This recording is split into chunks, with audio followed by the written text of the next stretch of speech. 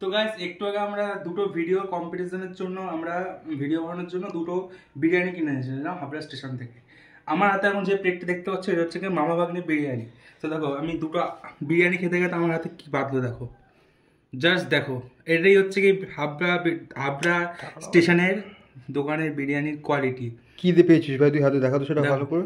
মুরগির পালক দেখো, 80 টাকা দিচ্ছে, লোককে খাওয়াচ্ছে, খুব ভালো ব্যাপার। কিন্তু এই ছোট ছোট জিনিসগুলির জন্যই সবার নামে বদনাম ছড়িয়ে পড়ছে মার্কেটে।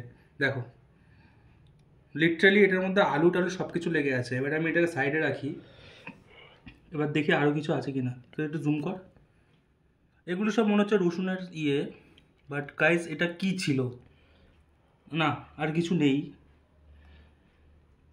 তো আমি সবাইকে রিকোয়েস্ট করব সবাই অতি সাবধানে বিরিয়ানি খাবেন, কারণ 80 টাকা অনুযায়ী এরা একদম গরু গাদার মতো বিরিয়ানিগুলি সেল করছে।